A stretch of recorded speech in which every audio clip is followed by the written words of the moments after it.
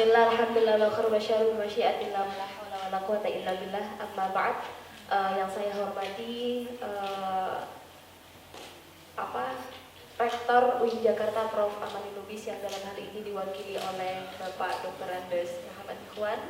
Yang saya hormati juga para narasumber kita. Yang pertama ada Prof. Lili Suraya Eka Putri, ada Mas Afiq Ali dan Ibu Rahma Sofiana. Dan juga tak lupa yang saya banggakan teman-teman mahasiswa sekalian dan para panitia khususnya dari Islami.co dan Dema UIN Jakarta. Baik teman-teman sekalian, kita langsung saja untuk mengikuti acara kita dengan tema Islam dan Lingkungan, upaya menjawab tantangan perubahan iklim. Kalau kita tahu teman-teman sekalian, hari ini adalah hari yang diperingati dengan pohon sedunia, tepat di tanggal 21 November. Kalau kita melihat pohon, otomatis fungsinya tuh banyak. Salah satunya adalah untuk filtrasi udara. Selain itu juga untuk produksi oksigen. Dan dalam beberapa literatur yang saya baca, nanti bisa dikonfirmasi kebenarannya karena saya bukan ahlinya, adalah dalam dua penanaman pohon di perkotaan itu dapat meminimalisir atau dapat meresap 2000 ton polusi udara yang ada di dalam kota tersebut dalam 1 tahun. Nanti Prof. Lili sama Bu Sofia boleh mengkonfirmasi. Nah, oleh sebab itu pohon ini sangat erat kaitannya dengan kehidupan kita sehari-hari. Dan kalau kita kaitkan dengan pohon teman-teman juga mungkin teman-teman mahasiswa sudah tahu. Hari ini kita tuh mengalami krisis iklim. Teman-teman bisa merasakan paginya panas banget, malamnya hujan. Atau kadang hujannya malah dibarengi sama panas. Itu efeknya sudah kita lihat, tidak perlu jauh-jauh. Kalau tadi ketua demanya nyebutin di Kalimantan, atau misalnya ada beberapa daerah yang sudah tenggelam di Jakarta gitu ya, kita sudah merasakan itu sehari-hari, sehingga tubuh kita juga perlu menyesuaikan. Nah, ini artinya lingkungan ini sudah udah parah, maka disebut dengan krisis iklim. Yang pertama kita sudah punya ada narasumber pertama kita, Prof. Lili Suraya Eka Putri, MN Stud. Boleh dikasih tepuk tangan dulu untuk Prof. Kalau di bannernya tulisannya itu Ketua Green Campus UIN Jakarta 2019 sampai 2021. Tapi sekarang beliau menjabat sebagai Wakil Rektor 3 ya Bu. Bukan Rektor 4 untuk bidang kelembagaan. Yang kedua, dan kerjasama. Ya, kerjasama dan kelembagaan. Kerjasama dan kelembagaan. Mohon dimaafkan ya Bu. Yang kedua kita punya narasumber Mas Afiq Ali. Mari kita kasih tepuk tangan dulu untuk Mas Afiq Ali. Kalau teman-teman suka melihat media Islam dan nama Islami.co, tentu nggak asing nih sama wajah-wajahnya Mas Afiq Ali. Apalagi sekarang beliau ini kiai karena jadi ketua PBNU. Nanti Mas Afiq yang akan berbicara tentang Islam. Jadi bagaimana Al-Quran atau bagaimana sebenarnya Islam mengatur soal lingkungan dan manusia itu sendiri. Kalau Prof. Lili kalau dilihat dari titelnya Magister Environment, betul ya Bu ya? Lingkungan, jadi nanti juga akan bicara tentang lingkungan dan khususnya teman-teman mahasiswa. Dan yang ketiga kita juga punya Ibu Rahma Sofiana. Mari kita kasih applause dulu untuk Ibu Rahma Sofiana yang aktif di Greenpeace Indonesia dan juga campaign sebagai media campaign di Greenpeace tentang lingkungan, advokasi lingkungan dan gerakan-gerakan yang berkaitan dengan lingkungan. Oke, sudah tidak sabar, mari kita mulai dengan pertanyaan pertama. Mungkin saya mau bertanya dulu ke Prof mungkin ya.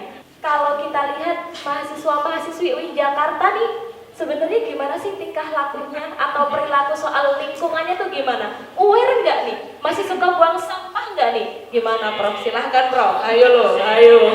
Silahkan Prof. Ya, terima kasih. Assalamualaikum warahmatullahi wabarakatuh. Waalaikumsalam. Alhamdulillah bisa berkumpul ya dengan acara ini dan apresiasi Dema ini karena melakukan satu kegiatan yang luar biasa. Ada semacam kepedulian lingkungan ya, jadi mengadakan satu senat nasional peringatan hari pohon sedunia dengan mengundang orang-orang hebat. Kalau Ibu mah hanya sekedar memantau saja. Mamut sekali Bu. Ya, kalau pertanyaannya ya, selamat datang Pak Safiq, Mas Safiq masih muda-muda dan Mbak Rahma. Ya, ini juga anak-anakku semua yang saya sayangi. Kalau Ibu boleh jujur, kepeduliannya masih kurang. Waduh. Namun memang kalau bicara tadi itu ketua Green Campus ya, sebenarnya Ibu bukan ketua Green Campus, hanya koordinator. Karena di UIN Jakarta ini Green Campus ini masih baru kegiatan yang secara ad hoc. Jadi setiap tahun kita melakukan suatu koordinasi yang mungkin karena kesibukan masih belum maksimal. Jadi mungkin sedikit ya saya informasikan, UIN Jakarta sejak 2019 itu mengikuti program namanya UI Green Campus. Jadi perankingan kampus-kampus yang hijau. Artinya bukan hijau hanya pohon ya. Ini kita bicara Green Campus itu artinya mereka kampus-kampus yang peduli untuk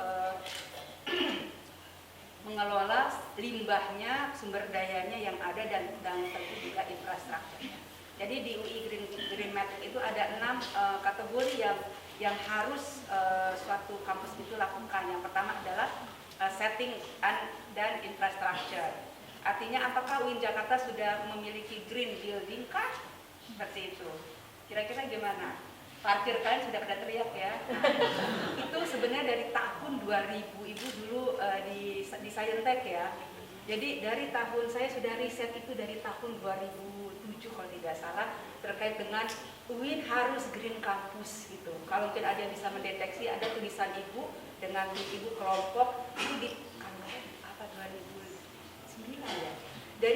Dan itu adalah satu dari hati yang paling dalam karena Ibu orang lingkungan, Ibu melihat UIN Jakarta ini nanti kedepannya ini akan luar biasa, padat sekali dan kenyataan saat ini terlihat. Dan pada saat Ibu melakukan riset dulu, kalau Anda bisa bayangkan, kendaraan, mobil, motor, itu per hari 300. Itu zaman Ibu dulu waktu riset. Yang saat ini, tim Ibu menyatakan per hari itu bisa mencapai ribuan. Jadi Ibu juga bingung, ini bagaimana begitu ya, apakah harus ada satu kebijakan. Tapi tentu satu kebijakan itu harus ada satu pertimbangan-pertimbangan yang harus dikaji dulu ya, seperti itu. Itu baru yang masalah perparkiran. Karena dulu itu di UIN itu belum banyak gedung-gedung seperti ini. Ada salah satu gedung kalau mungkin Anda pernah tahu itu ada gedung perparkiran ya. Dulu itu adalah hutan kampus. Ibu katakan ini adalah hutan kampus, ini tidak boleh dibangun apapun karena itu dulu itu pohon-pohon tinggi itu rapat sekali di sana, gitu ya. Dan itu dijadikanlah semacam catchment area ya untuk UIN Jakarta di sana. Jadi jangan dijadikan. Akhirnya pada saat kita ikut dengan UI Green Matrix, ada pertanyaan, apakah di kampus Anda ada daerah forest gitu ya, forest area? Kita nggak punya. Gitu. Dan memang kategori kita adalah urban university, tapi nggak ada masalah. Artinya urban university kita tidak harus kok seperti dari teman-teman mungkin yang rekan-rekan dari IPB yang mereka punya lahan yang luas sekali, ada forestnya di dalamnya dan sebagainya. Kita nggak harus itu mengikuti karena memang kondisi kampus kita adalah di tengah kota. Tapi ada lagi yang lain, aspek yang lain yaitu adalah water and waste. Apakah kita sudah mengelola waste kita dengan baik? Katanya belum. Kalau Ibu tahu ya.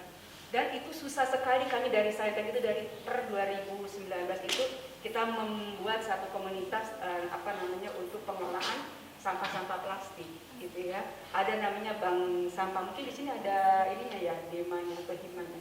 Dema Scientech. Nah, itu kita punya aplikasi untuk bank sampah. Tapi memang pada saat kita berjalan seperti biasa, kita kalau bicara lingkungan itu nggak mudah ya. Itu tidak mudah gitu. Kita kemanapun tuh pada bicara soal lingkungan tidak mudah, banyak effort yang harus kita lakukan. Tapi apapun itu di UIN Jakarta sudah mulai, sehingga di pada saat kita ikut UI Green Matrix tahun 2020 yang lalu kita mendapatkan ranking 52 dari sekitar 200 secara nasional. Itu sudah bagus sekali karena in education aspek kita bagus. Nah, ini salah satunya kegiatan kalian ini menjadi salah satu hal yang tinggi untuk kita karena ada aspek education yang kita harus laporkan dan itu partisipasi massa bagus sekali. Tetapi memang partisipasi ini tidak cukup, harus ada actionnya. Nah, begitu ya, actionnya itu penting sekali. Kemudian tahun 2021 lalu kita naik dari 52 menjadi 40 dan UIN Jakarta masuk kategori Most Improvable Sustainability Campus. Dan itu bagus sekali, artinya kita memang sudah ada effort-effort. Tapi itu belum cukup, kita baru ranking 40, padahal waktu itu Ibu dengan tim kita menargetkan masuk 30 besar, tapi tidak bisa karena banyak hal-hal yang kelihatannya kita belum merapatkan barisan, bergandengan tangan bersama-sama untuk melakukan green activities ya, green efforts. Mungkin sedikit gitu. Oke, terima kasih Ibu. Saya mau lanjut ke Ibu Rahma Sofiana. Kita tanya dulu nih sama pegiat lingkungan dari NGO Greenpeace. Sebenarnya baik-baik saja nggak sih lingkungan kita itu, Bu? Gimana kabarnya? Coba dipaparkan ke teman-teman. Iya, baik. Bismillahirrahmanirrahim. Assalamualaikum warahmatullahi wabarakatuh. Waalaikumsalam. Yang pertama mungkin kita harus sepemahaman dulu nih ya, bahwa saat ini gitu ya, kalau kita bicara lingkungan, kita harus langsung naik level ke krisis iklim. Kenapa kita sebut krisis? Karena memang sudah terjadi di mana-mana. Gitu. Jadi kita harus pemahaman dulu bahwa ini bukan hanya terjadi di Indonesia. Gitu. Jadi di seluruh dunia ini merasakan dampaknya. Kalau di Indonesia sendiri jelas ya, bahwa kemudian ada catatan data dari BMKG di 5 tahun terakhir kita mengalami hujan ekstrim 70 kali lipat dari 20 tahun sebelumnya. Hanya di 5 tahun terakhir 70 kali lipat. Kemudian di 2021 data BMKG juga, ini data resmi, bencana yang terjadi di Indonesia itu 90% berhubungan dengan bencana hidrometeorologi. Artinya sangat erat kaitannya dengan perubahan cuaca. Gitu. Sangat erat kaitannya dengan perubahan cuaca. Nah, itu bicara Indonesia. Kemudian bagaimana dengan belahan dunia lain gitu? Kita tahu bahwa pertama di Asia Selatan ya, daerah-daerah seperti Pakistan, Afghanistan, Bangladesh, itu di pertengahan tahun 2021 dan juga tahun ini mengalami heat wave atau gelombang panas yang suhu di wilayah tersebut mencapai 50 derajat sampai 51 derajat. Dan itu banyak sekali korban jiwa yang meninggal gitu, yang mengakibatkan korban jiwa. Itu kita bicara ruang lingkup yang Asia ya, belum lagi dengan yang misalnya kalau kita ada baca berita juga bahwa di puncak Gunung Jayawijaya sudah mulai mencair esnya, kemudian di kutub juga ada fenomena es mencair gitu. Nah, kalau dikatakan baik-baik saja tentu tidak gitu. Bahkan gitu kita dunia baru saja merampungkan Conference of Parties COP27 Sabtu lalu di Sharm el Sheikh, Mesir, di mana negara-negara berkumpul untuk membicarakan bagaimana memitigasi dampak perubahan iklim yang hampir semua seluruh dunia ini merasakan. Gitu. Belum lagi ditambah dengan krisis yang diakibatkan oleh perang Rusia dengan Ukraina gitu ya. Di situ kita bicara ada krisis pangan, ada krisis energi gitu ya. Ditambah lagi dengan krisis kesehatan karena kita masih punya pandemi yang dimulai di 2020. Nah, di COP27 dinyatakan bahwa dan sebelumnya ada laporan IPCC Intergovernmental Panel Conference of Climate dinyatakan bahwa ini sudah red code, udah kode merah untuk human, untuk manusia gitu, bahwa kalau kita tidak berbuat sesuatu secara ekstrim, maka kita tidak akan bisa membalikan keadaan atau dampak perubahan iklim ini akan semakin parah. Bicara 5-10 tahun ke depan gitu ya. Dan ini semakin semakin pendek gitu ininya, rentang waktunya gitu ya.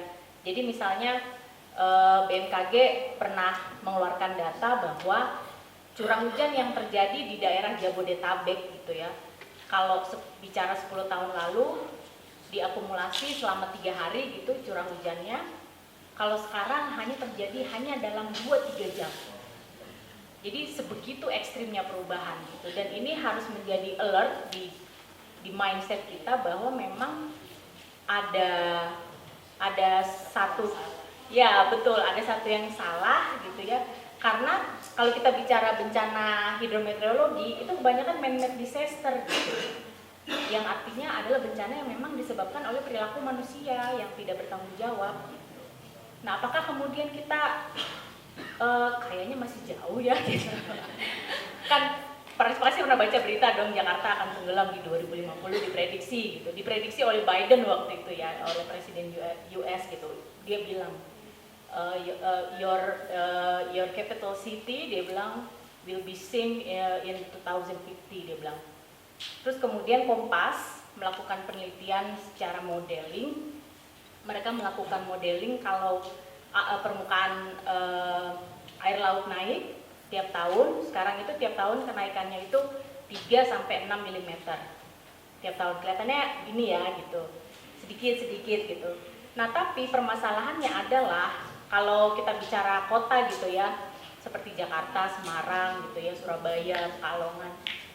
Kenaikan muka air laut bukan menjadi satu-satunya faktor bahwa kota ini akan tenggelam gitu.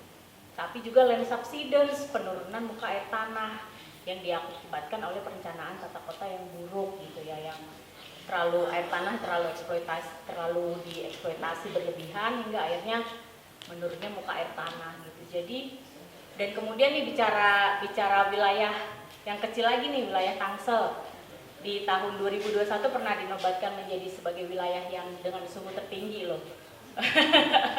Suhu tertinggi pernah mencapai 36,4 derajat Celcius waktu itu gitu. Ini baru bicara dari segi cuaca, belum lagi dari nanti misalnya kita ngomongin soal sampah, soal limbah gitu ya, kemudian soal energi yang kita gunakan, soal transportasi, dan itu semuanya berkesinambungan gitu. Jadi memang kalau tadi ya red code itu ya, kalau tidak ada action yang benar-benar progresif gitu, bahwa kemudian kita akan dooms gitu ya, akan apocalypse gitu. Kalau di laporan itu dibilangnya gitu, akan ada satu kejadian yang tidak bisa kita balikkan lagi. Oke, menyambung dari uraian tadi, sebenarnya perilaku yang paling berdampak untuk lingkungan. Oke lah, kita bilang banyak banget kalau ngomongin orang Indonesia ya. Teman-teman aja misalnya buang sampah sembarangan. Oke, misalnya kemana-mana dengan teknologi AC tidak menggunakan public transportation. Tapi apa yang paling berdampak gitu, atau perilaku-perilaku yang mana sih yang mungkin itu berefek kepada keburukan lingkungan? Ya, ini yang perlu dipahami juga adalah setiap tindakan kita di muka bumi ini itu ada jejak karbonnya gitu. Jadi kita harus paham. Jadi misalnya gini, contoh hal paling kecil adalah makan jeruk dibeli di mana? Di pasar. Yang penjualnya pasar ngambilnya dari mana? Misalnya dari petaninya dari Sukabumi gitu misalnya. Dari Sukabumi misalnya dijualnya di mana? Di Pasar Gintung gitu ya. Dari Sukabumi ke Pasar Gintung pakai apa? Pakai truk. Ada energi yang dibuang nggak? Ada jejak karbon yang dihasilkan nggak? Ada. Nah, karena truk harus beli solar, supirnya harus makan, dan lain-lain. Itu dari kita baru makan jeruk gitu. Kemudian itu dari hal yang paling kecil. Jadi dari setiap yang kita lakukan itu ada jejak karbonnya. Kemudian dari bagaimana kita dari dan menuju ke tempat kita berkegiatan gitu ya.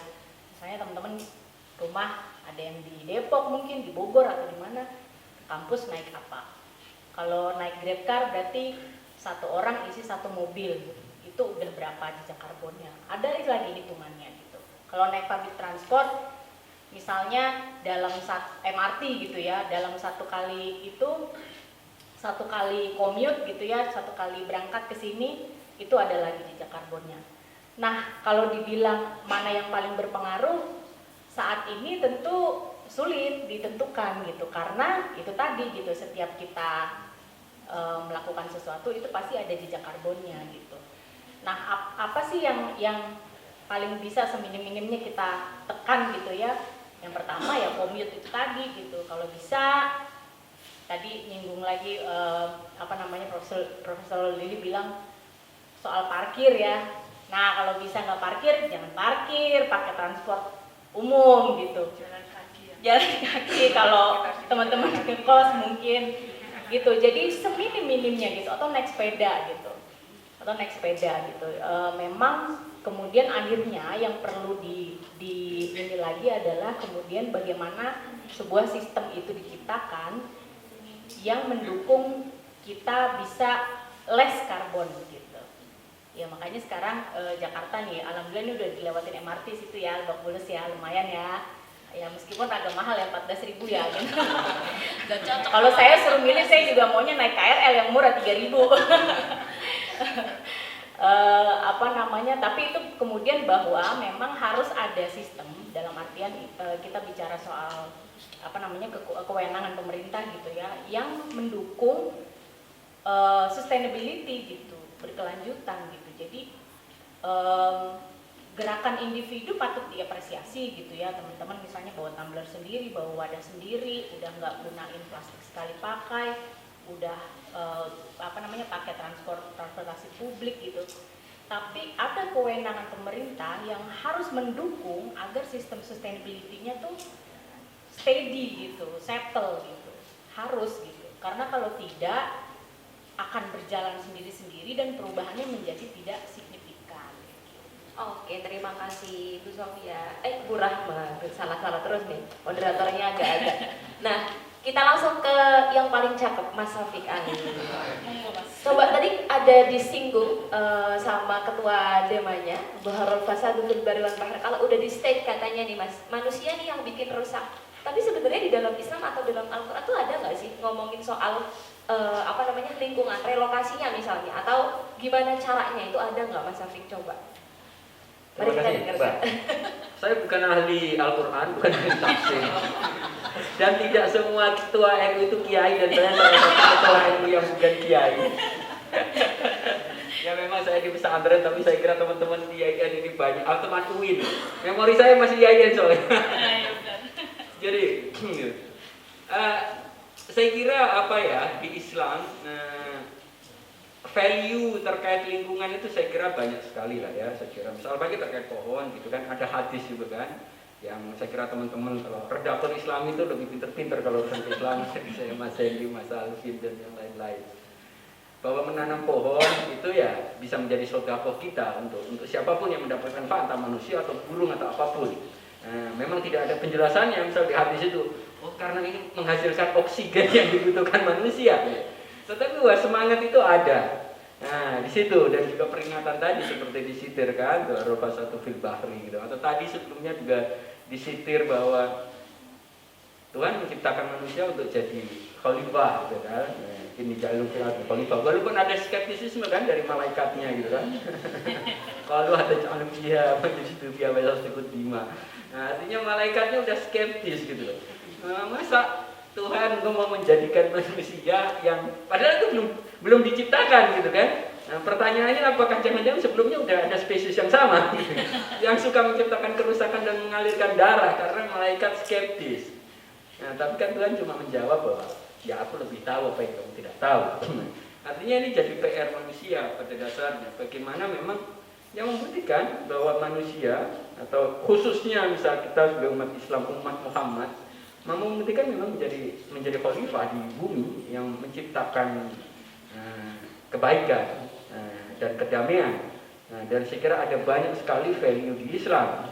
Problemnya kan memang ada gap saya kira antara mungkin nilai-nilai yang ada di ajaran dengan apa yang dipraktekkan oleh para pemeluknya.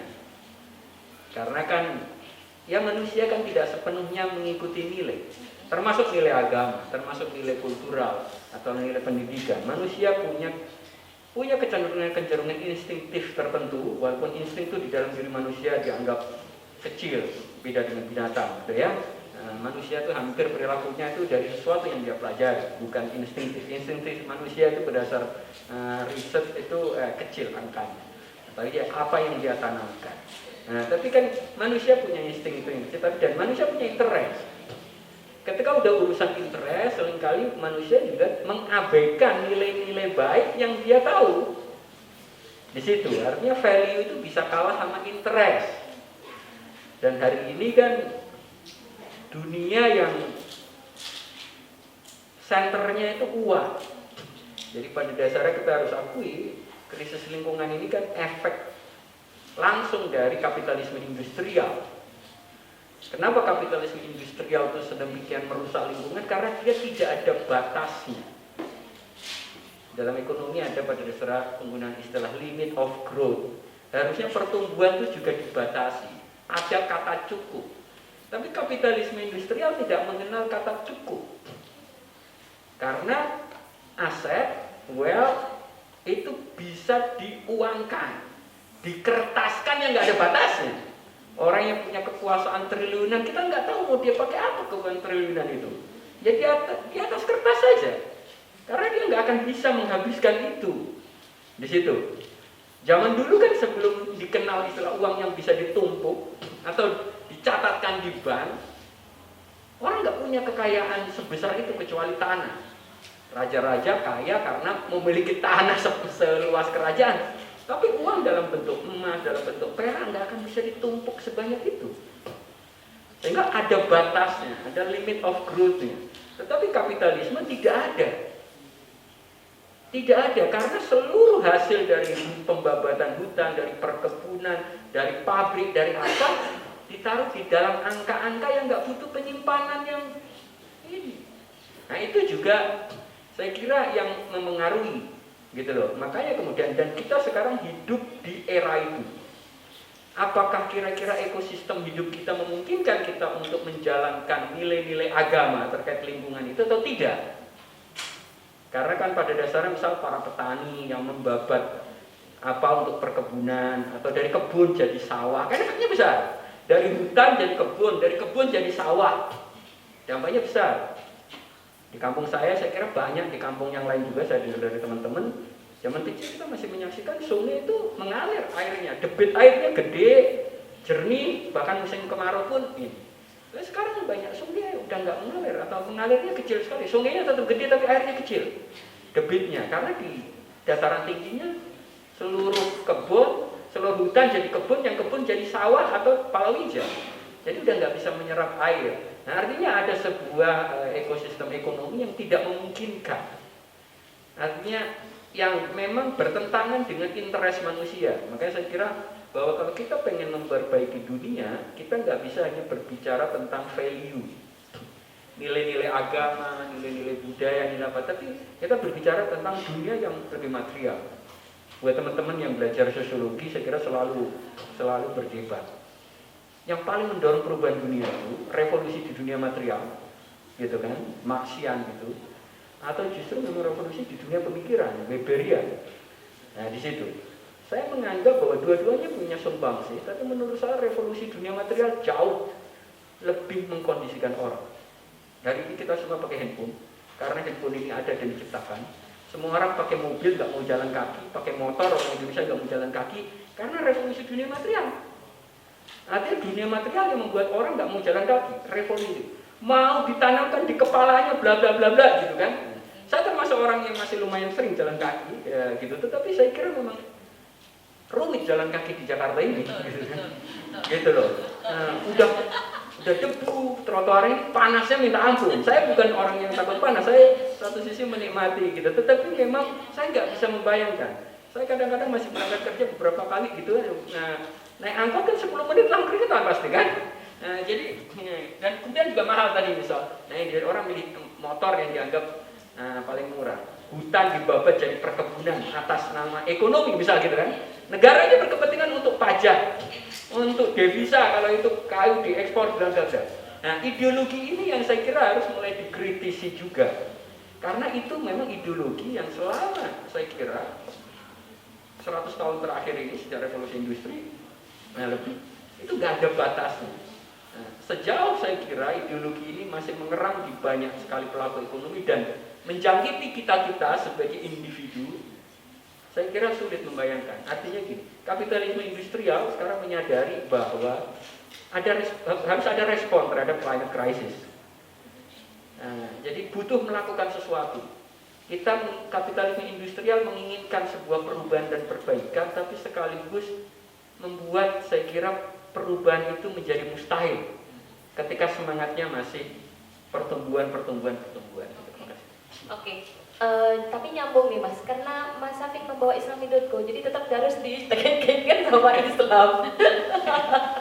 Tapi kalau kita lihat tadi, kalau memang ini adalah karena kapitalisme atau pertumbuhan ekonomi, kita kan lihat orang Indonesia ini kan orang yang agamis, yang suka dengerin ustadz, katakanlah kayak gitu, suka banget dengerin ceramah, dan biasanya mungkin berefek atau ngefek sedikit lah kalau dikasih tahu misalnya Mama Dede lah, Ustadz Abdul Somad lah, atau kiai-kiainya lah gitu. Tapi sayangnya minim sekali dari pemuka agama kalau kita lihat ngomongin soal lingkungan. Ya, saya kira kalau memang sebagian besar mungkin belum merasa bahwa ini problem yang sangat serius. Oke. Gitu kan. Saya kira kan di tingkat tertentu kan memang untuk menganggap ini problem serius butuh pemahaman, butuh pengetahuan yang memadai. Dan kita semua mungkin memang tidak banyak ya yang studi seperti Prof. Lili, saya kira kan Mbak Rahma kan tidak banyak, mungkin masih sangat sedikit. Nah jadi memang butuh PR, sama lah dengan dulu. Dulu sangat sedikit ustadz kita yang ngomong menjelaskan ayat-ayat jihad. Okay. Baru ketika marak para teroris, baru menjelaskannya, kan begitu. Okay. Jadi ada situasi yang membuat, karena kan di Quran ada ribuan ayat, jadi ustadz akan menjelaskan atau mengajari, mendakwakan ayat-ayat yang dianggap relevan dengan lingkungan kecilnya. Nah, terkait lingkungan, mungkin banyak yang menganggap memang belum relevan, gitu, karena belum mampu melihat kausalitasnya.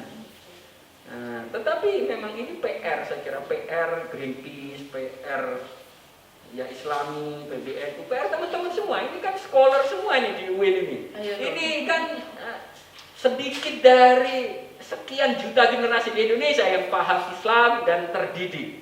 Artinya kita semua memang punya PR itu bagaimana membuat makin banyak tokoh agama yang di Indonesia punya pengaruh besar lebih sadar atas problem ini. Bahwa mereka mau melihat bahwa hal-hal ini itu memang karena manusia, man-made disaster tadi seperti Mbak Rahma. Bukan karena takdir Tuhan. Karena ini kan tipis sekali. Orang kita itu kalau ketemu sesuatu yang dia nggak bisa menjelaskannya, nggak menemukan jawabannya, itu takdir Tuhan. Kayak dia udah pernah lihat Lauhul Mahfuz aja. Itu problemnya. Mengatakan bahwa itu takdir Tuhan itu sebuah kepercayaan diri seolah-olah dia udah tahu tulisan Tuhan. Padahal kita nggak tahu. Gitu kan? Jadi Rob saya beberapa waktu lalu itu saya dapat kiriman video di banyak beberapa desa di Sayung Demak itu ya udah setengah meter, dan itu udah kayak sepanjang dalam 1 tahun berapa lama, dan mungkin nggak banyak warganya sendiri yang jadi korban menganggap itu karena climate change, menganggap ya itu takdir Tuhan mungkin. Artinya kan korban aja nggak merasa, apalagi yang belum jadi korban. Nah di situ loh. Di Jakarta kalau ada banjir selalu pokoknya ya gubernur pokoknya harus ada yang salah. Walaupun mungkin memang Jakarta itu juga gorong-gorongnya nggak benar, tata kotanya nggak benar, memang di Bogor sana di puncaknya juga hutannya udah nggak ada gitu kan. Tetapi memang ya tadi dijelaskan curah hujan memang jauh lebih besar ketimbang dulu gitu, di luar faktor-faktor tata kota yang lain. Tetapi kan kemudian perspektif yang lebih gede itu nggak dimiliki di situ. Jadi memang masih PR besar. Tapi saya kira kalau kita mampu mengambil contoh-contoh yang real yang sudah dialami, gitu kan, Rob, gitu kan, banjir di mana-mana sekarang. Bahkan di beberapa kaki gunung aja kebanjiran. Ada yang beberapa kaki gunung itu namanya Semeru itu, beberapa desa itu di kaki gunung aja kebanjiran. Jalannya jadi ini. Saya juga ngeliatin, heran ini gimana ini? Ya mungkin memang pembebatan hutan di situ. Banyak orang yang masih nggak tahu bahwa dampak climate change, climate crisis terhadap pertanian. Padahal dampaknya besar karena produktivitasnya menurun drastis, gitu kan, kerusakan, bla bla bla. Nah, belum ada, saya kira ini sebenarnya kan tugasnya terutama para saintis yang ngerti ya, yang ngerti, gitu kan. Greenpeace sudah melakukannya sebagai sebuah entitas yang memang concern nama itu, tetapi kan ada banyak sekali orang akademisi di kampus saintis yang perlu mereka mereka memang membangun layer-layer social leader atau religious leader kalau di Indonesia karena pengaruhnya besar, agar memahamkan mereka semua sehingga mereka nanti yang bicara ke layer yang lebih bawah. Nah itu yang belum terjadi. Itu yang belum terjadi, saya kira PR besar. Ya mungkin teman-teman di Islam ini kan sebuah ikhtiar. Tapi kan kita tahu berapa banyak orang Indonesia yang hobi membaca. Gitu kan, membaca gak serius apa-apa kan juga tidak banyak. Tetapi kan kita tahu bahwa yang membaca itu paling tidak layer yang mungkin kedepannya dia jadi social leader. Jadi dia akan bisa mempengaruhi lebih banyak orang lagi, walaupun Islami atau NU online sendiri hanya menjangkau mungkin tidak cukup banyak orang atau ratusan ribu, cuma nggak nyampe juta. Tapi itu bagian yang harus dilakukan dan ya memang harus lebih masif oleh siapapun karena saya kira memang ancamannya sudah di mana-mana. Tapi anehnya adalah saya kira belum ada tafsir yang sangat kuat yang nyampe levelnya itu menjadi common sense gitu ya, bahwa ini semua karena perubahan iklim. Ketika ada bencana, common sense-nya orang kita masih menganggap itu takdir Tuhan. Itu PR. Oke, selanjutnya kita ke Prof. Lili. Kalau tadi dinukil-nukil, dicolek-colek sama Mas Safik, ini tugasnya akademisi. Misalnya untuk kemudian menerbitkan gitu ya, atau membuat penelitian dan kemudian menyampaikan kepada social leader. Kira-kira yang sudah dilakukan misalnya UIN Jakarta berkaitan dengan Green Campus misalnya, Prof. Itu apa, boleh disampaikan ke teman-teman semua? Oke, baik. Ya, mungkin menyambung sedikit sebelum ke Green Campus, ya menyambung tadi saya underline itu cocok sekali itu. Pemahaman tentang lingkungan dalam hal ini mungkin yang sekarang kerennya adalah climate change ya, itu belum sampai ke tadi yang dikatakan para tokoh-tokoh agama kita. Saya kalau bicara soal lingkungan ini saya agak-agak hati-hati karena banyak sekali kita dari orang Islam ini orangnya agak-agak keras kalau bicara ya, karena memang kenyataannya jelas. Jadi biasanya ibu itu mengajar di mata kuliah toksikologi lingkungan dengan pengelolaan limbah dan pengelolaan sumber daya alam. Nah disitulah ibu bisa memberikan fakta-fakta yang luar biasa. Tapi kalau di sini mungkin enggak ya. Jadi prinsipnya di sini tokoh-tokoh agama kita itu memang perlu sekali mendapatkan ilmu-ilmu terkait masalah lingkungan. Makanya di UIN ini integrasi ilmu itu penting sekali gitu. Itu penting sekali. Jadi kami dari bidang sains juga belajar, ya kan, ayat-ayat Al-Quran dan tafsirnya, mungkin hadisnya, apapun itu ya yang ada dalam Al-Quran dan hadis kita. Kemudian kita sering-sering diskusi dengan para tokoh ulama, ya, tokoh agama. Kemudian, nah ini yang jadi kendala. Teman-teman dari pihak agama pun harusnya juga belajar seperti apa sih. Dan tadi saya setuju, saya pernah bicara di satu forum tertentu. Kemudian ada celetukan yang mengatakan, masa sih climate change ada, itu nggak ada, itu bohong gitu katanya. Nah, dari situ saya udah langsung, wah nggak bisa saya bicara gini untuk lingkungan-lingkungan tertentu, kita nggak bisa, ekstra hati-hati gitu ya Pak ya, karena mungkin ada pendekatan tertentu dari mereka dan itu sangat saya hormati. Jadi kalau saya sebagai seorang ahli lingkungan mengatakan bahwa memang kondisi ini sudah kita prediksi sudah cukup lama. Dari dulu pada saat dengan Prof. Emil Salim kita ada satu komunitas ahli lingkungan, kita sudah memprediksikan bahwa di Jakarta itu akan tenggelam. Itu kita sudah bicara dari tahun 2000, sebelum tahun 2000 mungkin ya. Nah, kemudian juga diprediksi ini harusnya gula-gula yang ada di Jakarta harus dipindahkan, tidak di Jakarta lagi, sehingga Jakarta tidak akan hancur seperti nanti prediksinya.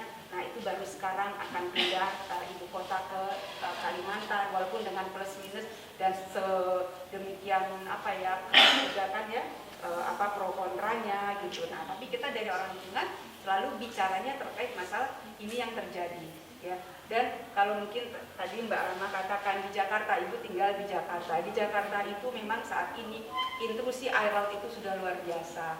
Dan saat dulu itu sudah sampai ke Monas dan sekarang kalau kira-kira ada 5 tahun lalu ya, itu sudah sampai ke Jakarta Selatan. Artinya apa? Kondisi kualitas air kita, groundwater kita, air tanah itu kita sudah nggak bagus sekali. Itu sudah tidak layak hidup lah gitu kalau kita bicara.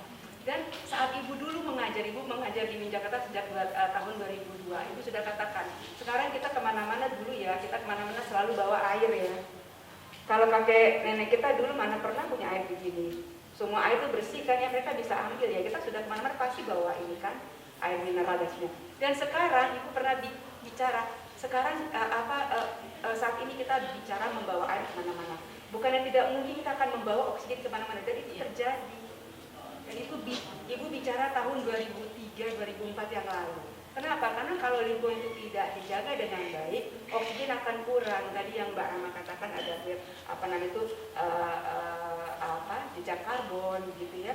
Nah ini kita semua polusi udara kita ini sudah luar biasa. Jadi kalau sudah bicara yang namanya sudah ke sangat basic sekali, itu agak-agak panjang. Tapi prinsipnya memang UIN Jakarta kita selalu melakukan effort. Walaupun, nah ini banyak anak-anak DEMA nih, Bu Tak ini tahu ya, kalian para petinggi di sini yang mungkin memberikan banyak sekali pengaruh yang luar biasa kepada rekan-rekan kalian. Jadi di UIN Jakarta ini memang kita masih belum,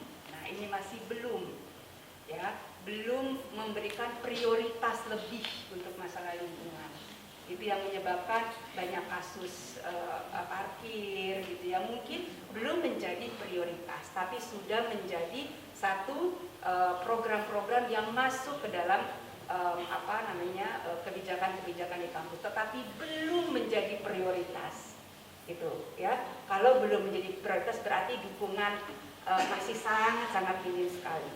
Nah itulah yang terjadi. Sementara kalau kalian mungkin ini DEMA, UNI, mungkin adik boleh kalian coba benchmarking ke peringkat pertama di UI Green Metric, bisa ke UNDI, bisa ke UNESA. Itu ibu benchmarking ke sana, luar biasa dukungan dari kampus.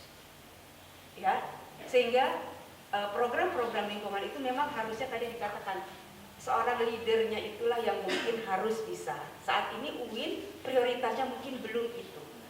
Ya, sementara di kampus-kampus lain mereka sudah ke arah sana gitu. Jadi setiap kampus memang mungkin berbeda. Seperti kalian mungkin Adip saat ini prioritasnya programnya mungkin A, bukan yang lingkungan misalnya. Tapi di programnya Adip ada masalah lingkungan, tapi mungkin ranking yang keberapa misalnya.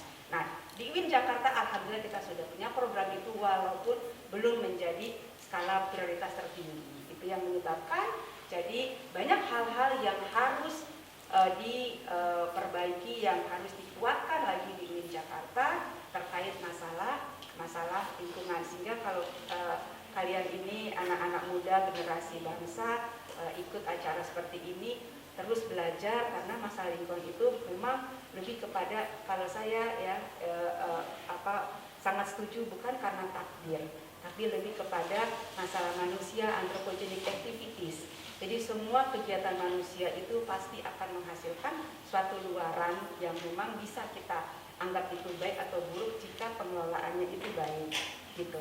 Jadi contoh sampah itu kalau kita orang-orang katakan sampah itu buruk ya. Tapi kalau untuk orang tertentu, sampah ini adalah emas, karena dia bisa dia kelola dengan baik, dia jadikan satu produk dengan nilai ekonomi yang tinggi. Jadi cara kita berpikirnya saja, dan ibu yakin anak-anak ibu di sini inilah yang menjadi mungkin penerusnya nanti Mas Taufik. Jadi anak-anak inilah yang mungkin akan berbicara kepada tokoh agamanya. Mungkin di sini ada anak kiai atau mungkin anak-anak pesantren, nanti kembali lagi kepada pesantrennya, memberikanlah ilmu-ilmu ini bahwa sudah sangat genting bumi kita ini, kita harus sama-sama untuk bergegas ya untuk memperbaiki hidup kita yang lebih ramah lingkungan seperti itu. Jadi di UIN memang kita masih perlu effort.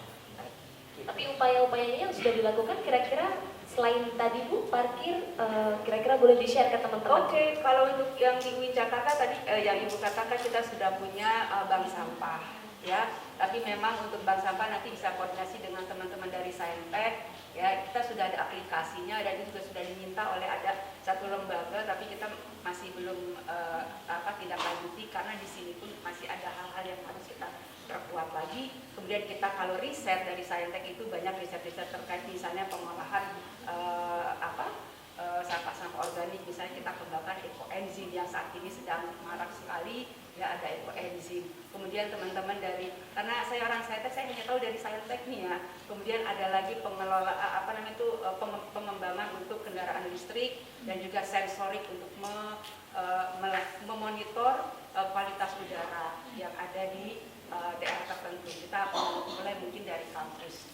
Jadi memang tidak banyak juga ya, karena bidang lingkungan itu mungkin eratnya dengan teman-teman dari kimia, fisika, tapi memang dari Saintek TISI ya, mereka itu banyak sekali memberikan dukungan untuk pengembangan software ya, aplikasi-aplikasi yang terkait dengan masalah-masalah lingkungan. Sementara teman-teman dari fisik mereka membuat satu prototipe yang memang berbasis sensor, kemudian mungkin ada produk-produk tertentu yang saya dorong untuk bisa menghasilkan UIN Jakarta harus ada yang namanya kendaraan listrik, walaupun bahasanya mungkin odong-odong gitu ya, tapi odong-odong listrik, tapi itu yang membuat, itu cita-cita saya tuh Mbak Rahma, Pak Safi dan Mbak Purota Yuni itu cita-cita saya adalah di UIN Jakarta ini tadi benar, harus ada dulu sesuatu yang membuat mahasiswa ini tidak ke kampus dengan kendaraan. Jadi nggak bisa kita punya kebijakan kurangi ini nggak bisa, kecuali kita berikan dulu sesuatu yang membuat mereka oke, untuk apa saya ke kampus naik kendaraan, di kampus saya punya ini kok fasilitas, jadi kampus yang harus memberikan. Jadi itu rencana ibu, walaupun memang susah sekali itu untuk susah sekali karena dukungannya itu kan sedikit kecil gitu, bahkan yang mungkin ya hari-hari gitulah. Jadi mau membuat odong-odong dengan listrik, dan kita sudah ada hasil riset membuat air yang kita ubah menjadi hidrogen, jadi energi berbasis hidrogen. Nah, tetapi memang tidak mudah lah untuk hal seperti itu, biaya pasti itu menjadi salah satu kendala seperti itu. Tapi UIN Jakarta ke depan memang perlu ada satu transportasi yang memang ramah lingkungan, sehingga anak-anak kita ini pun juga safe ya, nyaman ada di sini, tidak perlu lagi bawa kendaraan, disiapkan satu fasilitas yang baik, sehingga pengurangan kendaraan yang masuk itu harusnya bisa teratasi. Mungkin perlahan-lahan tidak langsung nol ya, zero waste, zero emission di sini kan mungkin tidak juga, tapi perlahan-lahan program-program itu harusnya bisa dilakukan di Jakarta. Amin, amin. Mari kita aminkan bersama ya teman-teman. Amin, Pasti seru banget tuh teman-teman mahasiswa kalau ke kampus naik odong-odong. Iya, Diviralkan. ada emisi. Betul. Jadi gak hanya UI yang punya bikun ya, nanti UIN juga bisa tuh punya odong-odong. Keren kan? Odong-odong Islami. Kami kita ganti dengan odong-odong ya. Apa, Bu? Apa nggak tahu nih mahasiswa yang biasanya Oke, jadi saya kira semoga memang upaya-upaya itu terus terwujud sehingga jadi salah satu concern untuk kemudian lingkungan itu jadi concernnya UIN Jakarta, biar jadi green campus, minimal ada banyak hijau-hijaunya lah kalau memang nggak ada hutannya gitu kan. Karena melihat lahannya kan sudah terbatas sebenarnya kalau di kampus satu gitu. Oke, saya mau kembali lagi ke Mbak Rahma. Kita ngomongin pemerintah dulu nih Mbak, karena kan tadi ngomongin bahwa lingkungan itu tidak akan terwujud kalau tidak ada kebijakan pemerintah gitu kan, atau dari berbagai lini yang mendukung adanya lingkungan tadi itu.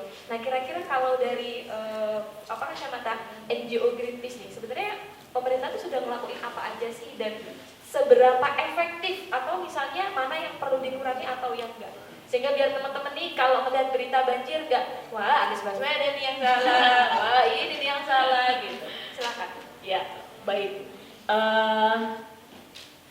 Ini agak kompleks ya, karena kita kalau bicara pemerintah, ini kan satu entitas yang memang namanya aja pemerintah, dia punya perintah, dia punya kuasa gitu ya.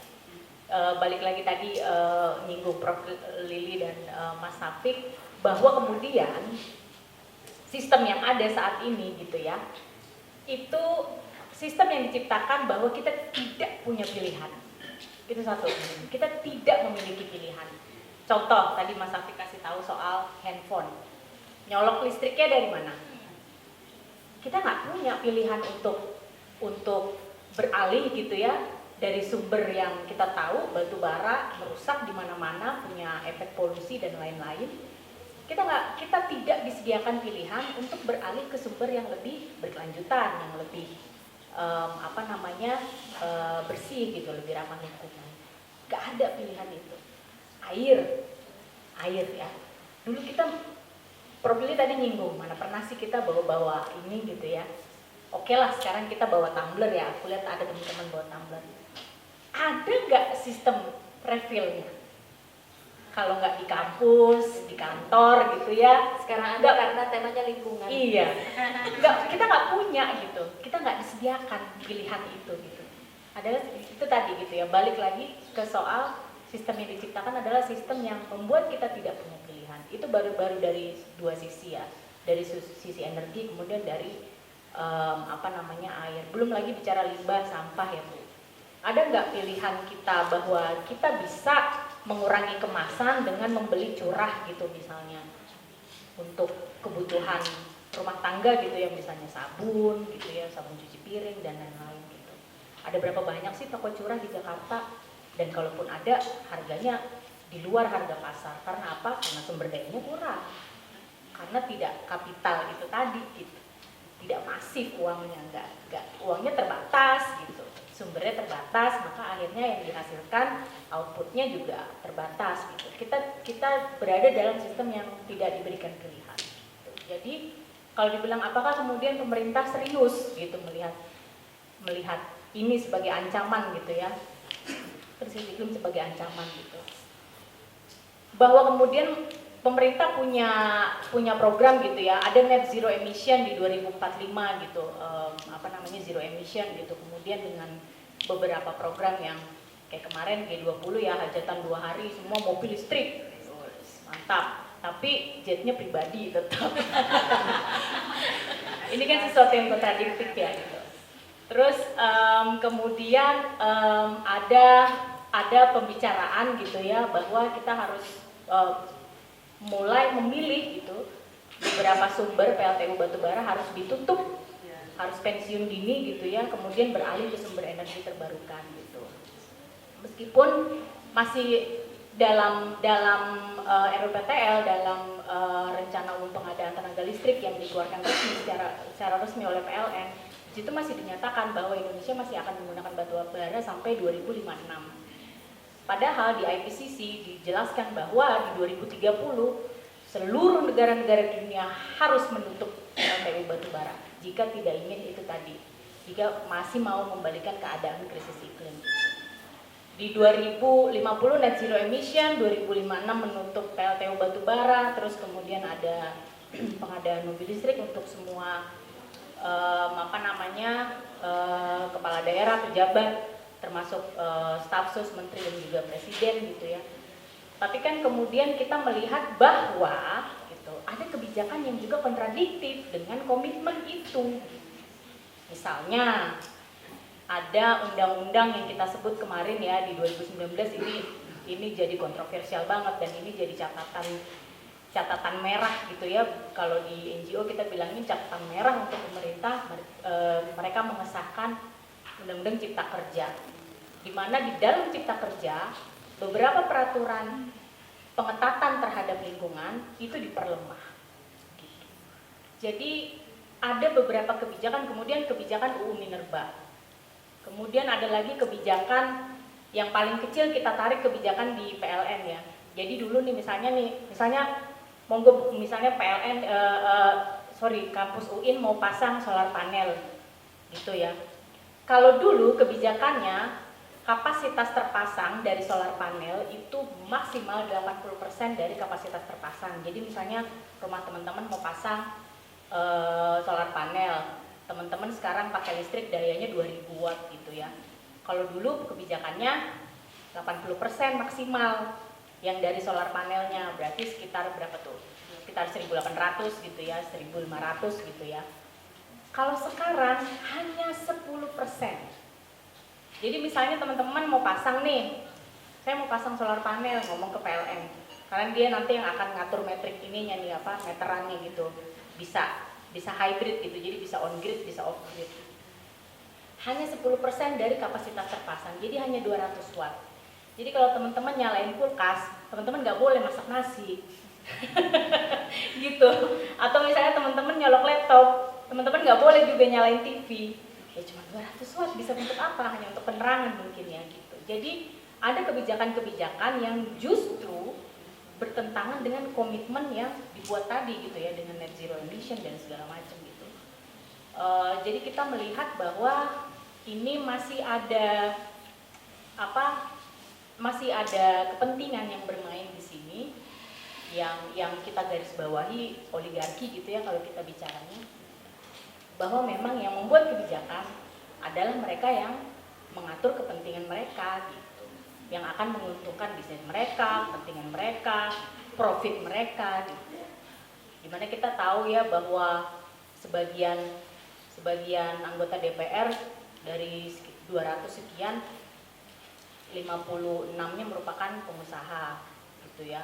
Itu dari situ aja kita udah bisa lihat gitu bahwa ya memang bidang usahanya macam-macam gitu ya, dari mulai energi, ekstraktif industri, komunikasi, perdagangan dan lain-lain gitu. Tapi dari situ kan kita melihat bahwa ada konflik kepentingan gitu ya dari kebijakan yang akan dibuat dengan si pembuat kebijakan gitu. Ya kan saya yang punya industri batubara, saya yang harus bikin kebijakan yang menguntungin saya dong, kalau enggak gimana nanti profit saya gitu. Jadi ini yang masih harus menjadi catatan bahwa memang harus ada itu tadi gitu. Pertama action yang benar-benar serius gitu ya, yang komitmen dengan kebijakan tidak bertentangan gitu, harus jalan gitu. Karena Indonesia ini punya peluang sebenarnya untuk jadi salah satu negara dengan adaptasi dan mitigasi terhadap perubahan iklim yang paling terdepan lah gitu, karena kita masih punya hutan gitu ya, kita berpeluang untuk menyelamatkan iklim dunia gitu. Kemudian potensi energi surya kita itu di Asia Tenggara kita paling besar gitu dibanding negara-negara yang lain di Asia Tenggara gitu. Jadi kita sebenarnya punya potensi yang lebih untuk menjadi pemimpin iklim gitu, dalam artian pemimpin yang bisa mengedepankan itu tadi sustainability gitu. Kalau sekarang kan enggak gitu, komitmennya ngomongnya apa tapi kebijakan yang dihasilkan apa gitu, jadi nggak sejalan. Dan ini yang selalu terus kita kritisi bahwa harus ada harmonisasi gitu dong, jangan kalian gembar-gembor bilang berhasil gitu, misalnya kayak nurunin kebakaran hutan di 2019 gitu sebanyak 80% gitu. Di mana orang masyarakat Pekanbaru sama di Kalimantan Barat masih keasepan tiap tahun gitu loh. Di mana gitu, maksudnya yang mereka klaim turun itu di mana gitu. Ternyata pas dilihat, oh iya jelas turun, 2019 ternyata tahun basah gitu. Jadi dalam artian bahwa ada pengaruh cuaca di situ gitu. Jadi harus itu tadi gitu ya, sejalan gitu antara komitmen dengan kebijakan. Yang ketiga, libatkan publik, partisipasi publik. Di beberapa kebijakan yang dikeluarkan pemerintah itu selalu mereka mengklaim bahwa kami sudah melakukan audiensi gitu ya, RDP, rapat dengar pendapat dan lain-lain gitu. Tapi siapa yang diundang gitu? Dalam tanda kutip gitu ya. Jadi untuk anak-anakku mahasiswa, ibu percaya kalian ini anak-anak hebat, anak-anak terdidik, pintar semua. Yang besar adalah terus belajar dan mulai dari diri sendiri. Jadi terus berkreasi, terus berinovasi. Dan yang paling penting adalah sekarang saatnya adalah kolaborasi. Jadi jangan lagi kalian itu bangga dengan komunitas Anda tanpa Anda berkolaborasi dengan komunitas yang lain. Itu penting sekali, kolaborasi. Saat kita melihat G20 saja ya, G20 saja Pak Jokowi itu mengajak berkolaborasi, mengajak. Tidak bisa Indonesia hanya sendiri untuk mengatasi tadi masalah climate change dan masalah-masalah yang lain. UIN pun demikian. Jadi untuk Anda menjadi individu yang besar, berkolaborasi, terus belajar, kreatif dan inovatif. Itu saja. Ya, Terima kasih. Kita kasih aplaus untuk Prof. Lili. Selanjutnya silakan Mas Agus. Ya, saya kira kalau ya mahasiswa kan pembelajar ya, artinya saya kira kita memang harus benar-benar mempelajari hal-hal yang kira-kira yang menyangkut hidup manusia, bagian koirnas atau publiknas gitu kan. Jadi artinya apapun yang sebenarnya butuh kita pelajari terkait bagaimana menciptakan kehidupan yang baik, menciptakan dunia yang baik, lingkungan yang baik, itu harus dipelajari oleh teman-teman mumpung punya privilege belajar. Saya itu selalu menganggap bahwa tidak semua orang di Indonesia punya privilege untuk tiap hari sekolah, belajar, ketemu profesor-profesor, dokter-dokter, orang pinter, ketemu teman-teman yang setara. Tidak semua, banyak orang di luar sana yang nggak menikmati privilege seperti teman-teman, dan privilege itu harus dimanfaatkan dengan sebaik-baiknya dengan mempelajari apapun terkait lingkungan, apalagi tadi misal para scholar keislaman atau ustadz atau kiai belum cukup peka, belum cukup banyak yang memahami isu ini. Sementara persoalan ini sudah sedemikian krusial. Saya kira teman-teman penting untuk mempelajari itu semua, dan ya saya senang selalu untuk belajar apa aja pada dasarnya, dan saya percaya kalau orang pintar tuh ya inilah nasibnya baik gitu. Kalau orang pintar tuh nasibnya baik gitu kan, apalagi kalau pintarnya di atas rata-rata, ya kan itu. Ya, lah kan Islam kan juga kalau nggak salah kan di Quran kan ini ya fa'illahu ladina amanu minkum waladina utul ilma darajat gitu kan. Jadi Tuhan akan memuliakan orang yang beriman dan memang orang-orang yang diberi ilmu lebih. Artinya kalau kita memang punya pengetahuan yang lebih di atas rata-rata, saya kira itu baik, dan bagian dari tanggung jawab sosial kita ya untuk membuat bagaimana pengetahuan itu terrepresentasi dari tindakan. Ya, karena kan tujuan belajar itu kan bukan untuk dapat pengetahuan baru semata, tapi untuk bertindak. Purpose of knowledge is action, not knowledge, kata Aristoteles. Nah itu yang penting. Dan nanti teman-teman belajar bagaimana ketika ada tabrakan antara kepentingan dan value. Nah di situ, karena kadang-kadang ketika udah tabrakan sama kepentingan, value-nya disingkirin. Apalagi di area-area yang mungkin udah abu-abu. Untuk kebaikan ini kita harus melakukan ini. Yang ini merusak, tapi ini melahirkan kebaikan gitu. Nah, untuk melakukan kebaikan kita membabat hutan gitu. Yang membabat hutan tapi kita untuk pertumbuhan ekonomi, untuk apa? Itu kan nalar yang umum. Saya kira teman-teman menjadikan itu sebagai simulasi, karena itu dunia yang akan ditemui oleh teman-teman di dunia nyata, bahwa bagaimana memperhadapkan ketika kita punya kepentingan-kepentingan yang tabrakan dengan nilai-nilai kita. Bagaimana ketika nilai-nilai kita dihadapkan pada situasi yang memang tidak mudah pilihannya. Nah, saya kira penting untuk mempelajari pengetahuan dan mensimulasikan hidup, sehingga teman-teman nanti bisa menjadi decision maker atau policy maker kalau jadi pejabat yang benar-benar baik. Terima kasih. Oke, silakan Mbak Rahman. Ya, baik. Ini saya mau sharing sedikit. Jadi di Greenpeace kami punya movement namanya Ummah for Earth, yang memang diinisiasi oleh Greenpeace. Tapi kemudian ada banyak lembaga di situ. Salah satunya ada Greenpeace, terus kemudian Greenmos yang di bawahnya teman-teman NU juga ikutan di situ.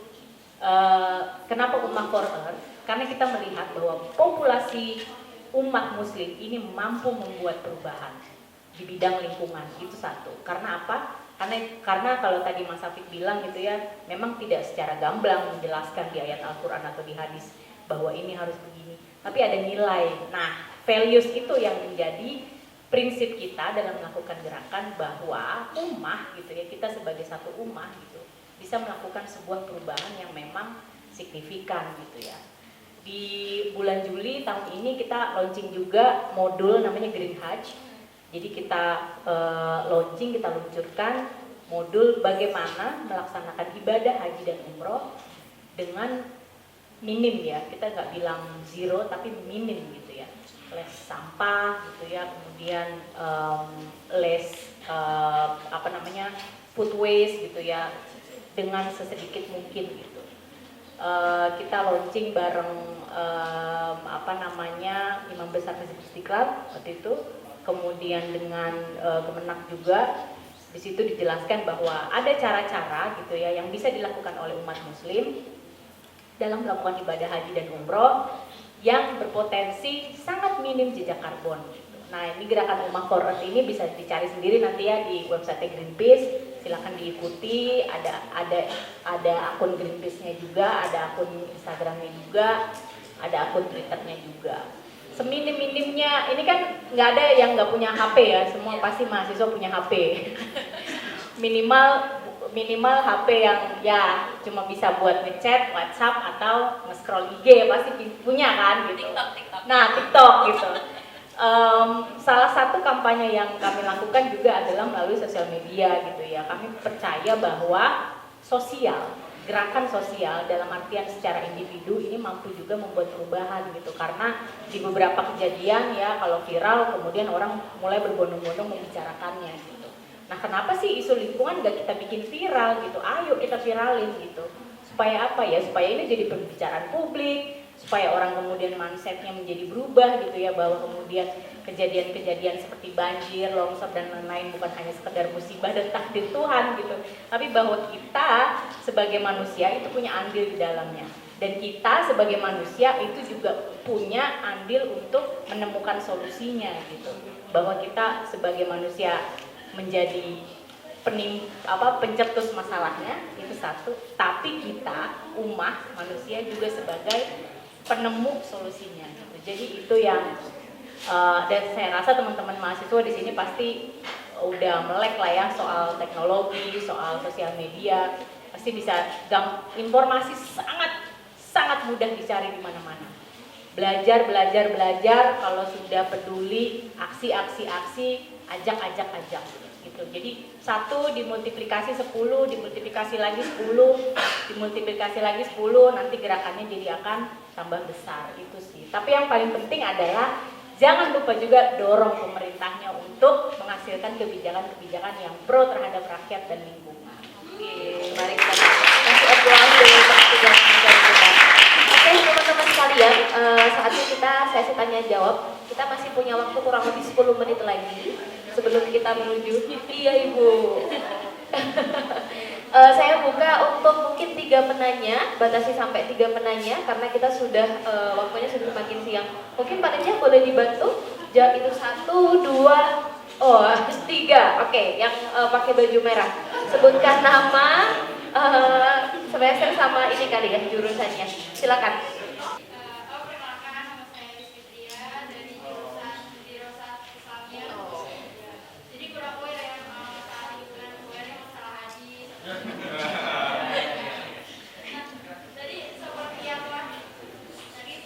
udah dibawain sama Prof. Willy dan juga Pak Ali dan juga Mbak Rahma, itu ternyata karena saya mahasiswi dari Dirosat Islamiyah yang kurang aware sama lingkungan, banyak sekali kekokohan gitu. Oh ternyata kita udah segini ya, kita udah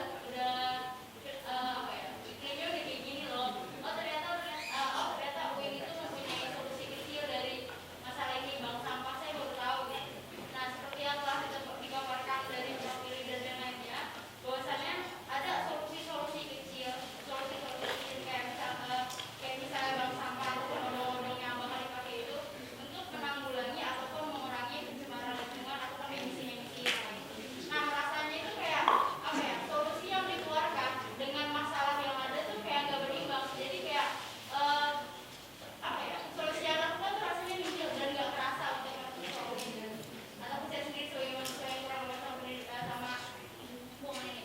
Nah pertanyaannya emang agak klise sih, itu bagaimana caranya kita mengimbangi antara solusi dan juga masalah yang bertubi-tubi dari lingkungan ini, dan bahkan antara kampus dan juga bahkan pemerintah pun nggak ada perhatian atau pendukungan tentang masalah lingkungan ini.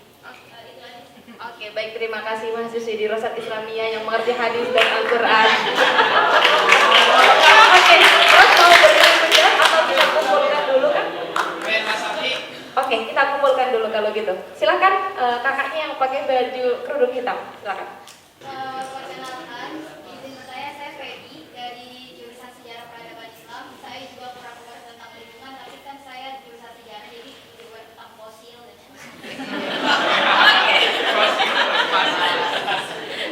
izin ya bertanya kepada Mbak Rahma. Kita tahu bahwa kondisi saat ini sudah tidak baik-baik saja, krisis iklim sudah melanda kita. Lalu kita sebagai intelektual yang memiliki pengetahuan pasti mumpuni terhadap hal-hal tersebut, dan sistem kita tahu bahwa kita tadinya punya keoptimisan dengan 2060 akan adanya pengurangan terhadap batu bara dan sebagainya, lalu dibenturkan dengan UU Cipta Kerja yang akhirnya kita jadi pesimis lagi nih terhadap lingkungan.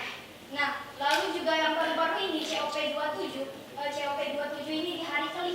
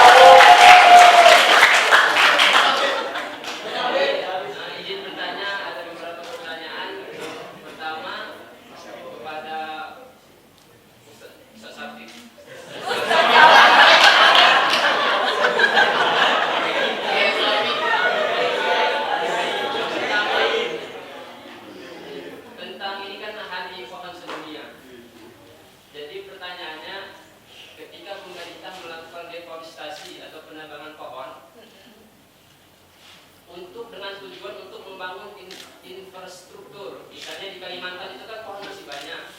Kemudian ini berbeda atau bertentangan dengan kaidah fikih yang mengatakan darul mafasidi muqaddamun.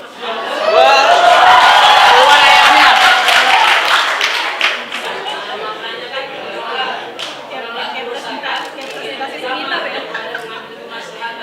pemerintah menebang pohon untuk mengambil kemaslahatan agar terciptanya lapangan kerja baru. Tapi di samping itu kalau pemerintah menebang pohon, maka darul mafasidi itu lebih utama menolak kerusakan. Kalau pemerintah menebang pohon pasti timbul tanah longsor, banjir dan lain sebagainya. Maka pandangan yang tepat di sini apa yang lebih kita dahulukan? Oh, jadi ini kaidahnya yang mana yang lebih Mas Taufik. Oke, baik. Tadi pertanyaannya menarik. Oke, masih ada lagi? Boleh langsung ke pertanyaannya, to the point ya. Waktunya terbatas, silakan. Yang menyebabkan Indonesia ini hanya memiliki 2 musim apa?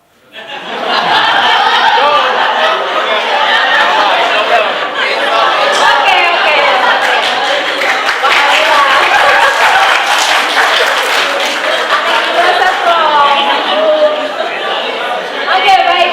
Mungkin saya ke Prof. dulu terkait dengan tadi pertanyaan bagaimana cara menanggulangi masalah dan solusi. Terkait juga ini, saya juga setuju ternyata tidak semua orang aware ternyata tentang lingkungan dan tahu informasi tentang tadi dari beberapa apa yang disampaikan sama teman-teman, terutama mungkin karena ini lebih eksklusif tadi, langit-langit gitu, masih pada taraf sains mungkin gitu, sehingga informasinya terbatas dan gimana caranya. Silakan Prof. Oke, terima kasih atas pertanyaannya. Tapi itu menjadi satu kesimpulan Ibu bahwa mahasiswa kita ini ternyata nggak banyak belajar. Waduh. Itu membuat saya sedih. Dan itu membuka aib kita sendiri. Kok kita nggak tahu? Aduh, saya sedih jadi malu. Ini ada 2 orang. Ibu jadi malu kalau yang katakan, aduh saya nggak tahu gitu. Tapi mungkin juga kita perlu introspeksi diri ya, apakah kita para pengajar ini belum mampu memberikan informasi yang kepada kalian. Namun ibu ingin tanya, kalian satu hari menonton TikTok, membaca Instagram, nonton ini itu berapa lama, berapa jam dibandingkan Anda membaca informasi dunia yang lebih berbobot gitu. Itu yang tadi Ibu katakan, belajar gitu. Jadi jangan sampai lagi ada katakan ya, kami dari mahasiswa UIN nggak tahu itu. Aduh sedih Ibu. Anda nanti ke Ibu boleh Anda sit in ya di kelas Ibu. Itu sedih sekali, nanti Ibu akan bicara kepada dekannya ya, Pak Syarozi ya. Iya benar, karena Ibu dekat dengan beliau. Beliau itu concern dengan masalah lingkungan. Jadi pas saat Ibu bicara di kampus, beliau Bu Lili, kira-kira apa yang bisa kami lakukan? Kami ini orang dari dirasat yang nggak bisa. Oke Prof, Pak Yai, saya bilang ini ada ini ada kegiatan mahasiswa. Nah, dimulai dari edukasi itu menurut Ibu. Jadi Ibu senang sekali kalau DEMA ini mengumpulkan dari berbagai komunitas yang keilmuan. Itu sebabnya kita harus banyak belajar ya. Itu dan juga Mbak juga kalau bisa banyak kita bersosialisasi untuk hal itu. Karena kalau udah masalah lingkungan, climate change sudah bukannya punyanya orang sains, orang teknologi, orang pertanian, peternakan. Justru kita dari ilmu agama ya, Ibu juga sedang banyak belajar untuk keislaman itu, bahwa malu kalau misalnya kita orang Muslim, tapi kita tidak care dengan masalah lingkungan gitu. Ya, mungkin nanti Ustadz juga banyak ya surat-surat dalam Al-Quran yang menyatakan kerusakan di dunia ini adalah akibat manusia. Sudah begitu banyak semua beritahukan dalam Al-Quran, tapi kita lalai gitu kan. Itu sebenarnya sudah ada.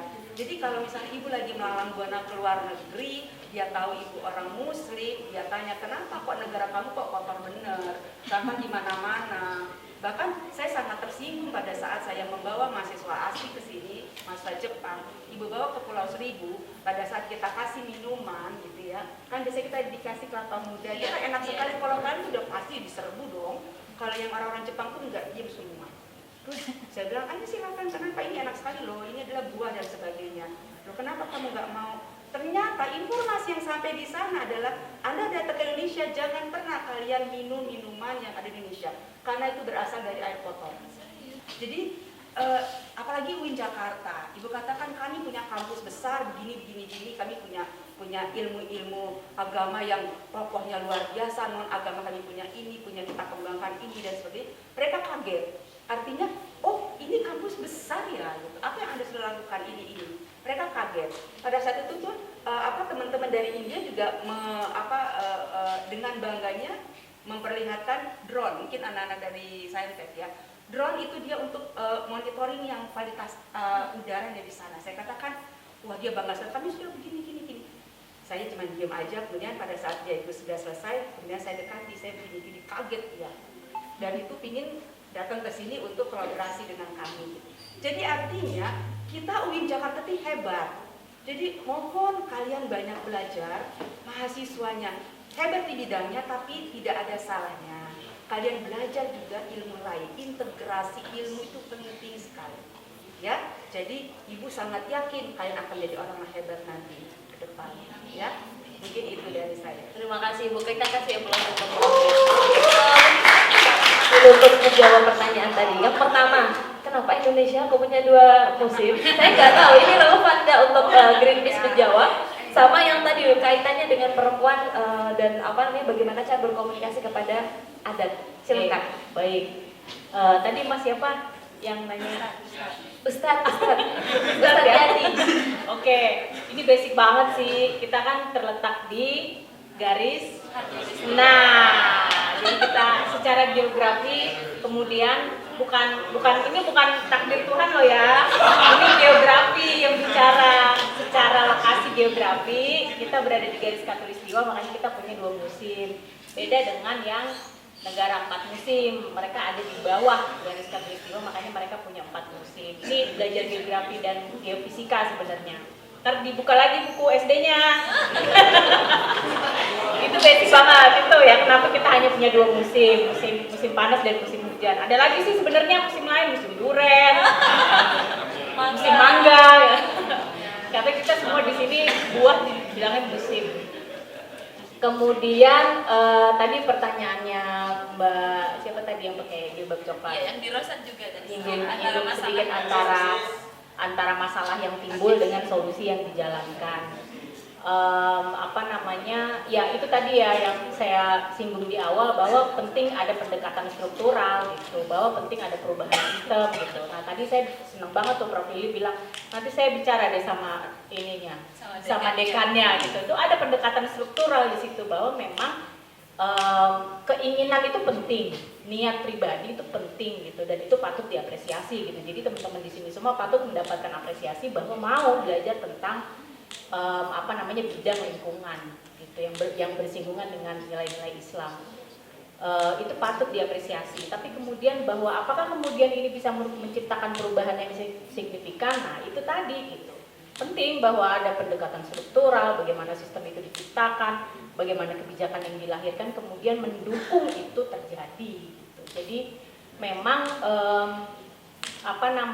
inisiatif-inisiatif individu, gerakan-gerakan kelompok gitu ya, itu patut diapresiasi, penting.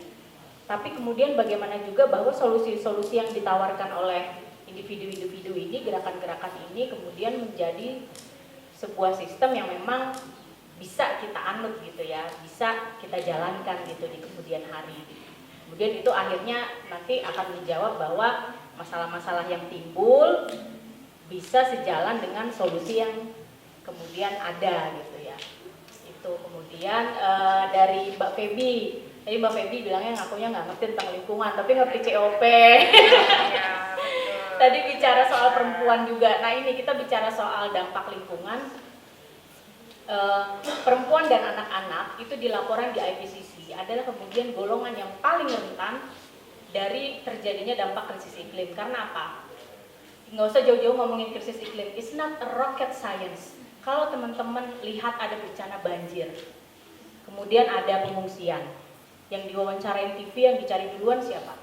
Perempuan pasti, ibu-ibu, emak-emak. Pasti, itu pasti. Kemudian yang pertama kali kalau misalnya teman-teman menggalang dana untuk sumbangan banjir, yang pertama kali dibeli pasti adalah kebutuhan perempuan atau kebutuhan anak dan bayi, pampers, susu, ya enggak?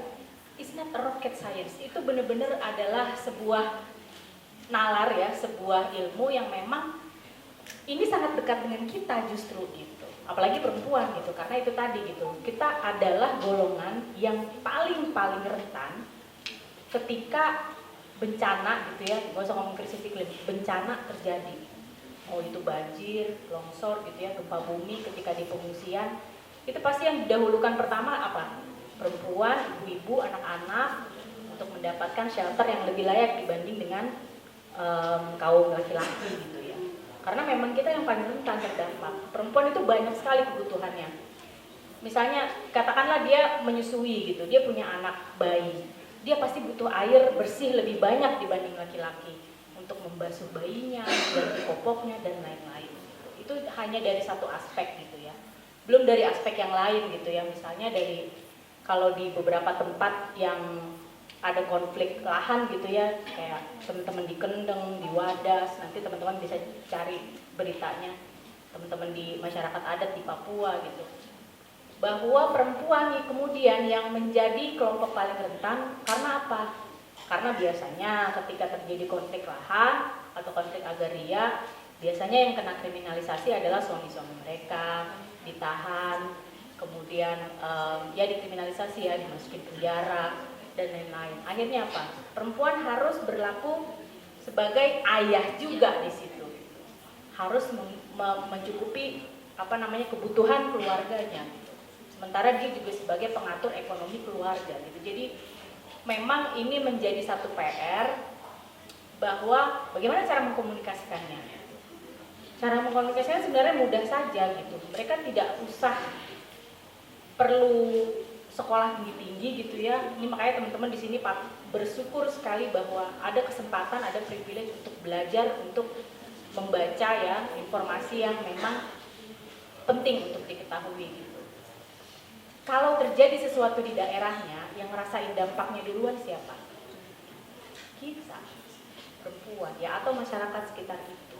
Bicara aja dulu dari situ gitu. Itu merupakan satu entry point gitu ya, yang memang mereka rasakan sendiri gitu. Kayak tadi Mas Taufik cerita di Demak, di Sayung itu 4 dusun udah tenggelam gitu. Ya betul, siapa yang ngerasain? Ya warga situ, keluarga situ gitu, perempuan di situ, ibu-ibu di situ. Jadi nggak usah bicara jauh-jauh tentang bahwa ini isu elitis, enggak. Ngomong aja soal bahwa ini kalian rasakan sendiri dampaknya.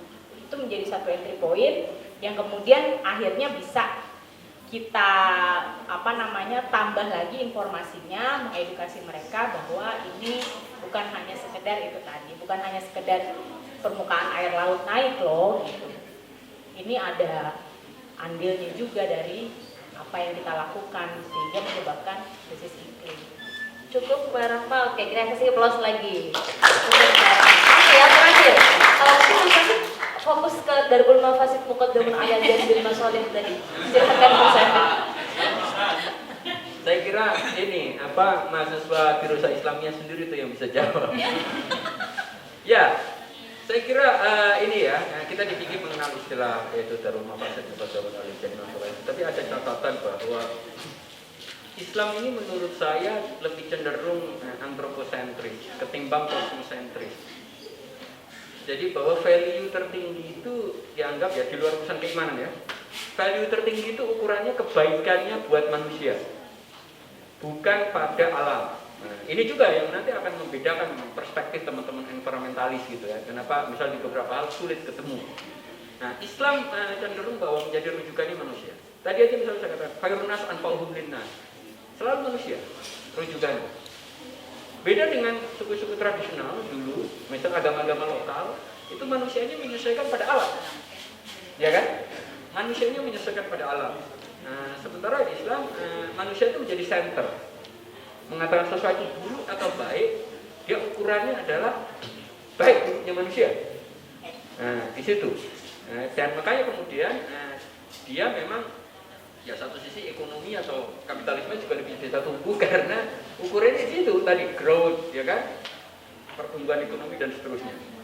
Nah, dalam kaidah Darul Mafasid Muqaddamun ala Jalil Masalah itu juga selalu rujukannya adalah kerusakan manusia dan kebaikan manusia pada dasarnya. Makanya dalam kasus karena rujukannya pada antroposentris, ada manusia yang dirugikan atau enggak? Ada manusia yang jadi korban atau tidak? Ketika dianggap tidak ada manusia yang jadi korban, tidak selalu dikategorikan sebagai mafasid. Sementara kalau kebaikannya untuk manusia dianggap jelas, nah yaudah. Nah ini dalam kasus kenapa misal soal hutan, nah di situ. Ini pada problem ini, kita masyarakat modern dengan jumlah sekarang 8 miliar orang di bumi ini, itu udah menghabiskan berapa juta hektar hutan yang diubah jadi pemukiman, jadi rumah, jadi ini. Dan itu semua memang nggak dianggap ini, karena rujukannya memang manusia butuh. Cara pandangnya nggak komosentris. Kalau mereka yang berpikir komosentris, mungkin pengendalian penduduk jadi krusial, karena nanti kalau wilayah bumi jadi pemukiman semua, nggak seimbang. Nah, tetapi artinya kita bisa, tapi saya kira ada prinsip-prinsip ya, sesuatu baik atau tidak, equilibriumnya tercipta atau tidak. Nah, saya tidak tahu persis kajiannya terkait IKN. Saya termasuk orang yang setuju ibu kota itu pindah dari Jakarta. Tapi apakah di IKN itu kajiannya gimana? Saya nggak tahu persis dampak-dampaknya ketimbang misal apa kebaikan yang diciptakan. Tapi bahwa ibu kota pindah ya, karena Jakarta saya kan udah ini. Saya waktu kemarin R20 di Bali ngobrol bareng sebenarnya satu ini di BIS sama Profesor Ahmad Tekulu yang nulis Islam, Authoritarianism and Underdevelopment. Kemudian ngobrol-ngobrol lah sedikit soal IKN. Kalau saya bilang, saya pribadi sih setuju biar tidak terlalu sentralisis Jakarta. Semua sekarang tarik Jakarta semua sejak Orde Baru, duit, orang kaya, mengumpul semua di situ. Terus dia jawab, apakah karena Jakarta akan tenggelam? Gitu. Itu justru jadi pertanyaan yang kebuka kan? Apa karena Jakarta akan tenggelam? Saya tidak tahu persis, tapi kayaknya di umur saya kayaknya belum tenggelam. Tetapi saya bilang bahwa Jakarta pada dasarnya udah nggak layak ditinggali. Saya nggak tahu, Ciputat Malaysia layak ditinggali atau tidak. Ciputat Malaysia layak ditinggali atau tidak, airnya, udaranya, jalannya, lingkungan sosialnya, segala macam saya tidak tahu persis. Gitu. Jadi konteks kajian ke IKN saya tidak tahu persis. Tetapi dalam konteks prinsip fikih, menurut saya bisa dibenarkan karena ya fikih kita sangat antroposentris pada dasar.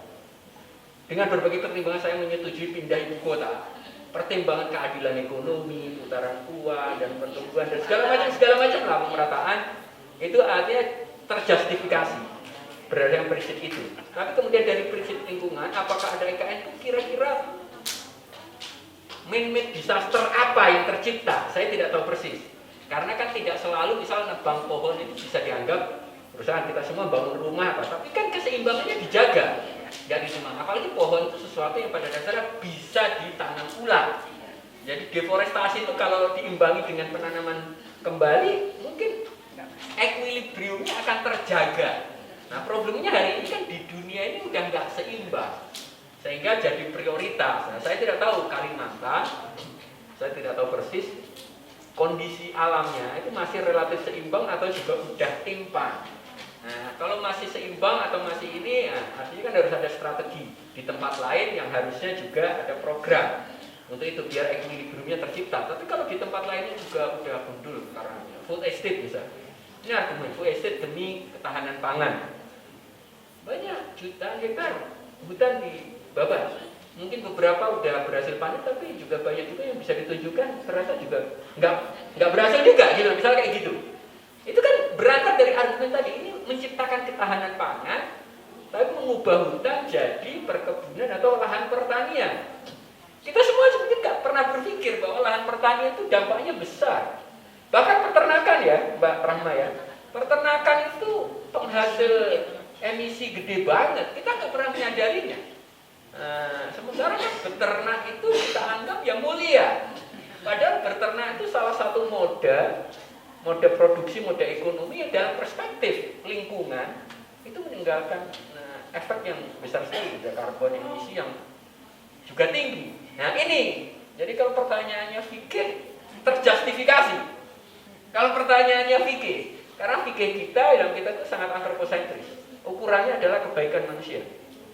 Nah di situ. Tapi kan sekarang makanya teman-teman lingkungan kalau mau berkampanye ini juga menyadari itu bahwa pada akhirnya kerusakan lingkungan itu juga nggak baik buat manusia. Nah itu yang harus diyakinkan. Karena argumen environmentalis lebih sulit ketemunya. Argumen environmentalis dulu masyarakat tradisional justru lebih bisa karena kosmosentris. Satu pohon ditebang kalau pohonnya udah usianya 100 tahun aja harus pakai ritual segala macam bla bla bla, ini hutan angker bla bla bla. Masyarakat yang kosmosentris, manusianya menyesuaikan. Nah, sejak dunia industri dan saya kira nilai-nilai agama memang menurut saya tidak kosmosentris, dia lebih antroposentris. Oke, mari kita beri aplaus sekali lagi. Oke, baik teman-teman sekalian dan para narasumber, kita sudah ada di ujung diskusi.